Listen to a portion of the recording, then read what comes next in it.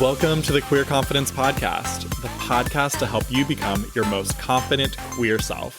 I'm your host, he, she, they, Coach Alex Ray, and I haven't always been this confident. In fact, I used to be super insecure. And through this show, I want to share with you what's worked for me, my clients, and my guests so that you can become more confident. Hello, my unicorns, confident queers. What is up?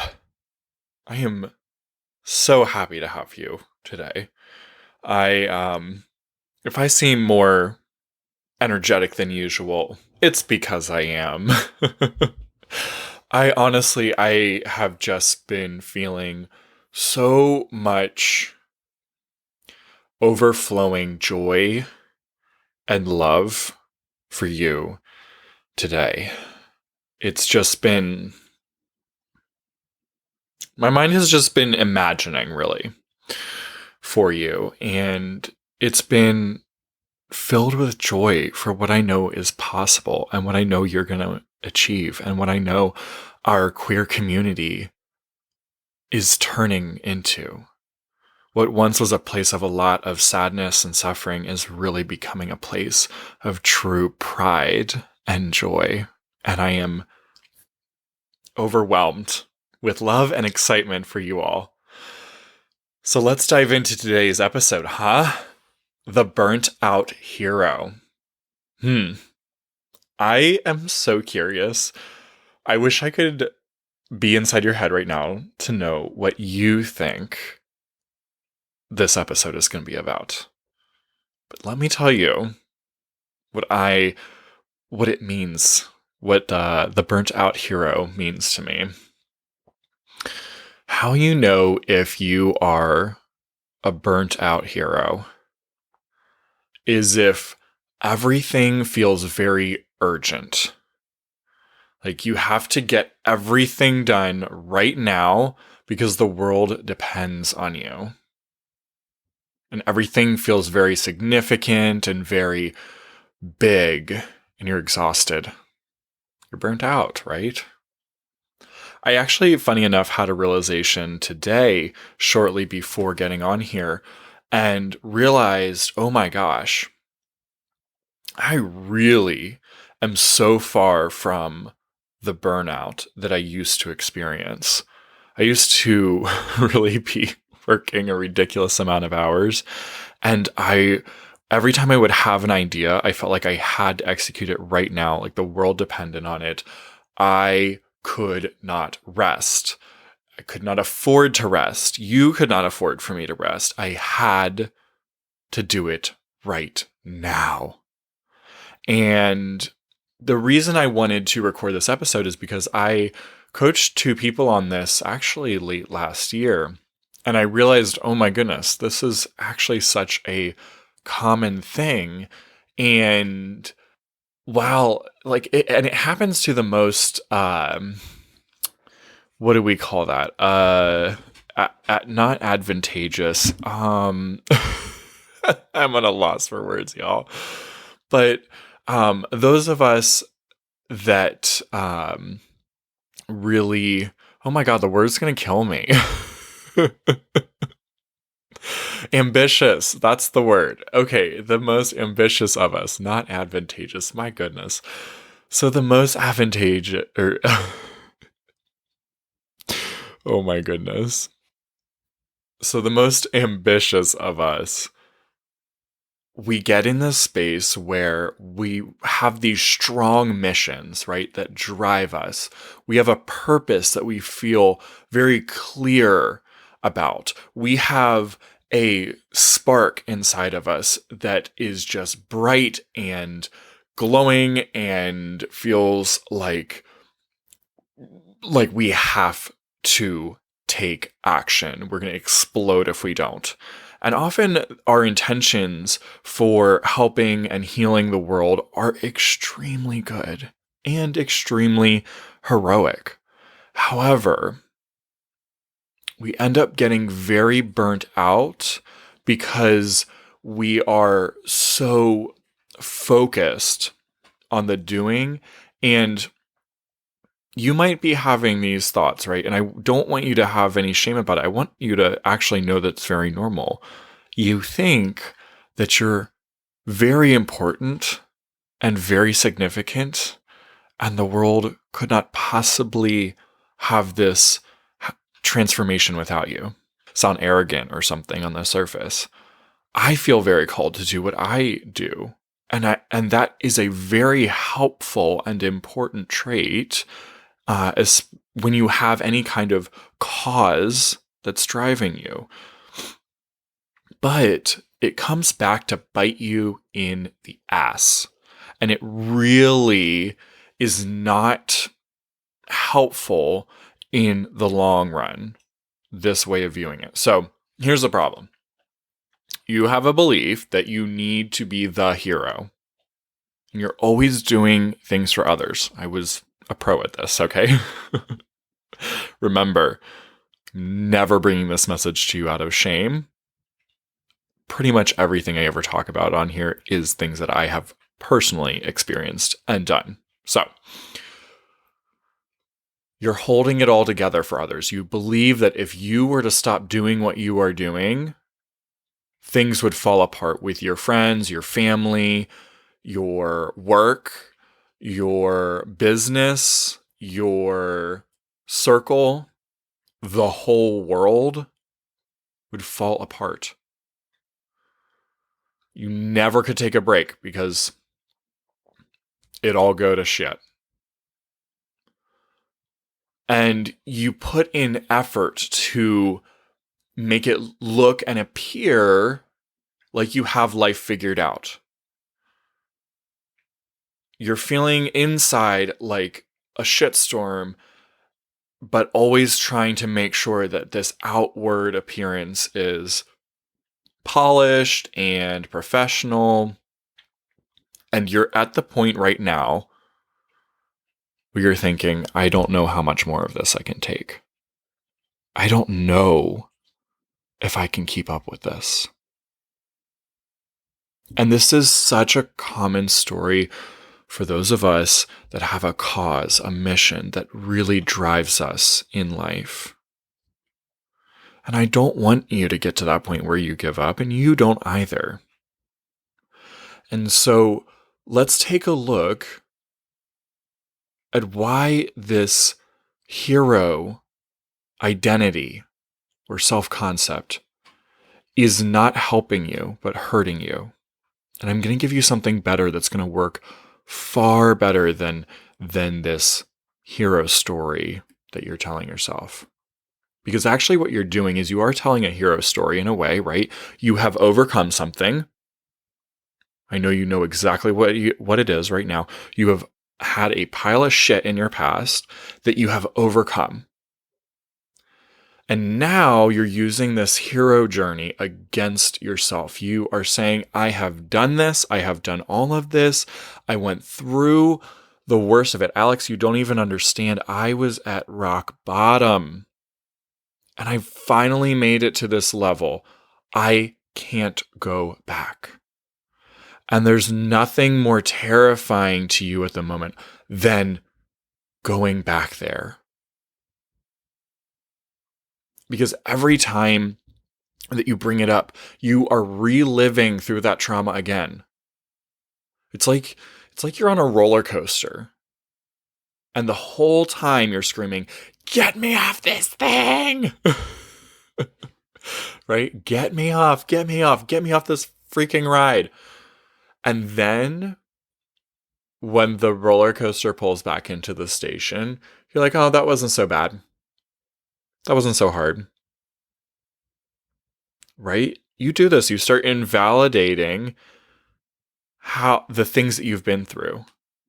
And so while on one hand, your brain is arguing, no, I went through this trauma and I could not possibly ever endure it again. The other half of your brain, as soon as you get out of anything that's difficult, is always, it wasn't that hard. It could have been worse. Do you see the confusion there? The opposing thought patterns there. They're twisting you up and knotting you up, and they're going to keep hurting you. Because you're going to continue, I know you're not going to give up. You're going to continue to fight, but you're going to continue to always be exhausted and always feel and be thinking that you are on the edge of your last attempt. Had these things happen in your past, and so your brain, to protect you, it's doing exactly as it should. It's always protecting. And it starts thinking, well, I don't know if I could do this next thing because this might be the thing that I don't survived. This might be the thing that's the perfect set of circumstances, the perfect crisis that I won't be able to get through. And so you live your life between using your hero story of overcoming and fighting yourself with an enemy story of what's ahead. And you are forgetting that you've actually done hard things. You're capable of pulling through a lot of things. And you know that intellectually. But if you really believed it, then the future possibility of things going wrong would not feel so daunting. And you would not have a conceptual idea of there's a perfect set of circumstances that will wreck me. You're capable of pulling through a lot. You are. But don't ignore or repress the emotions. So that practice you have of going through hard things and then invalidating it, oh, it wasn't so bad. We gotta get rid of that shit. You've got to transition out of that. Because each time that you say, oh, no, it wasn't that bad, you tell your brain, that one actually, that felt really bad, but it wasn't the one that's going to ruin me. It wasn't actually that bad. I lied. It felt bad, but sort of, I thought, but actually it didn't. It actually wasn't that bad. The bad thing is going to be something that ends me. And so you're perpetually looking out for the thing that's going to end you. If you actually are honest with yourself, hey, that was really hard. Like really, really hard. And I really was not sure I was going to get through it. It was the hardest thing I have ever been through before. Or maybe second hardest. It was really hard. And I did get through it. I actually can get through a lot of things. I'm actually pretty capable. You know what? Bring on another hard thing. Because I'll get through it. I don't want to, but I'm going to allow it. Whenever it comes, I'm not going to fight it. I'm going to let it happen. Because I know no matter what it is, I can get through it. And you don't even need to use the story of, I've been through the worst, so nothing could possibly be worse, because your brain will totally be arguing with you on that and telling you, yep, nope, you haven't been through the worst, in fact, because you're still alive, so there's still something out there. If you just decided you haven't been through the worst, but you've been through bad, you're capable, what would that look like? What would that feel like? At the heart of this is really a practice that I work through with my clients on a regular basis. And that's feeling the feelings. Being on the roller coaster and feeling the highs and feeling the lows and not invalidating them, but actually experiencing them. Because when you experience them fully, not just a little bit, but fully, you start building the confidence to experience more awful feeling stuff without as much fear around it. Because you're confident, hey, I actually can feel really bad. Because the last time I went through something, I didn't avoid it. I felt it all the way, deeply.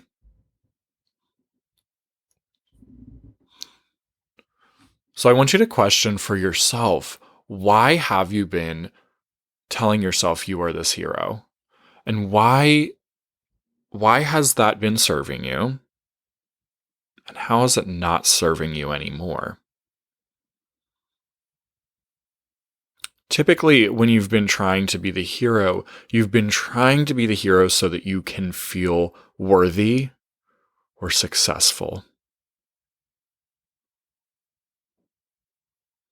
You've been fighting against something, against this future impending doom.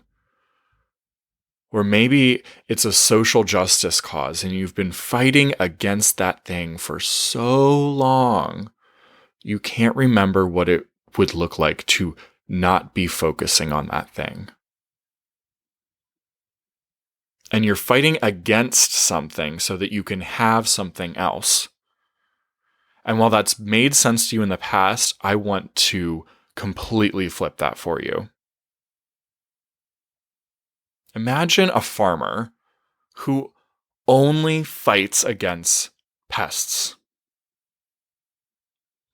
He only sprays pesticides on his crops and never water. He's so focused on fighting against decay or pests or whatever that he hasn't focused on growing the crops. And that, my friend, is what happens when we get hyper-focused on fighting against anything. Fighting against it is not really serving you. It's not really serving what you want to get. When we fight against anything, the thing we fight against grows. When we fight for something, the thing we're fighting for grows. So don't fight against, fight for. Fight for liberty, fight for freedom, fight for. Fight isn't even the best word. Maybe live for. Be for. You've kept telling the story of defeating and conquering over and over and reliving it and drowning in it again and again. And you're only increasing your fear of what might happen even more by reliving and retelling. It's always about the defeat. It's always about the taking down. It's always about the against. And because of that, you've formed an identity, a self-concept of struggle. I've been there. I didn't even realize it at the time.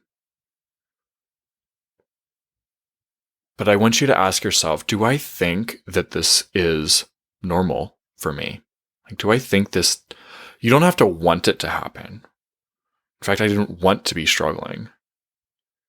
But almost if the struggle had disappeared overnight, I would have been a little bit lost and confused.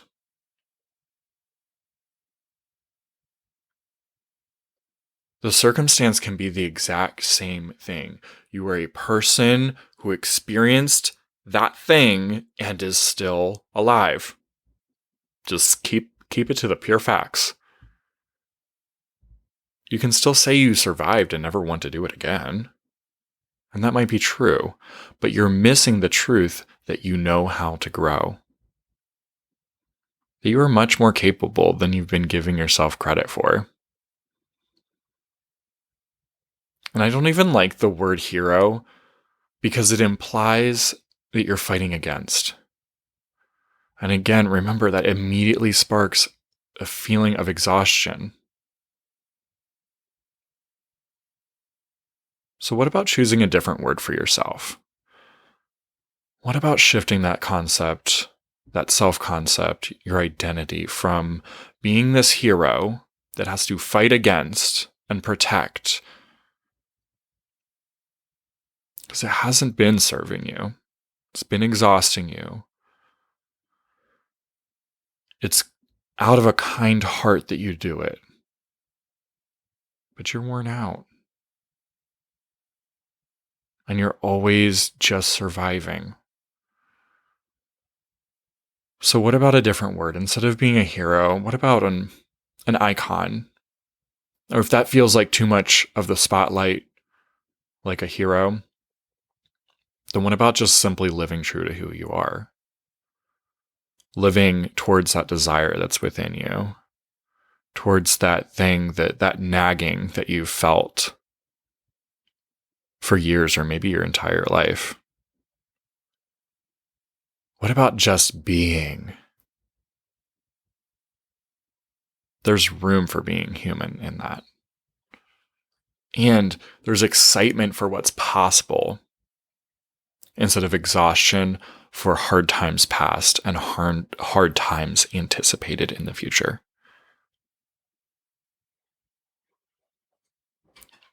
So maybe you're no longer a hero.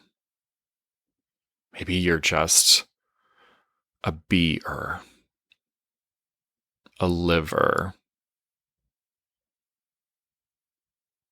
I want to close with this quote from a monk. I'm going to butcher his name, Thich Nhat Hanh. Close as I can get. He says, people have a hard time letting go of their suffering. Out of a fear of the unknown, they prefer suffering that is familiar. My friend, I know you don't want the fear. You're not comfortable in the suffering. But it's familiar. And because of its familiarity, because of how you've identified as this hero, your brain will subconsciously keep clinging to it and keep creating more things to fight against. So may today be the day that you let go of the hero title.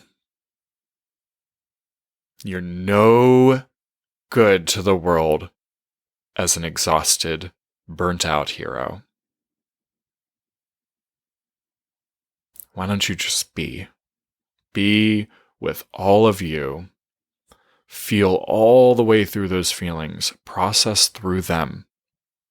I highly recommend when you're processing emotion to do it with someone. Do it with a meditation. Do it with a therapist. Do it with a coach.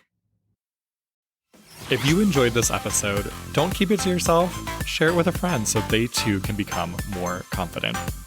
You can also help more people find the show by leaving a 5-star review wherever you listen.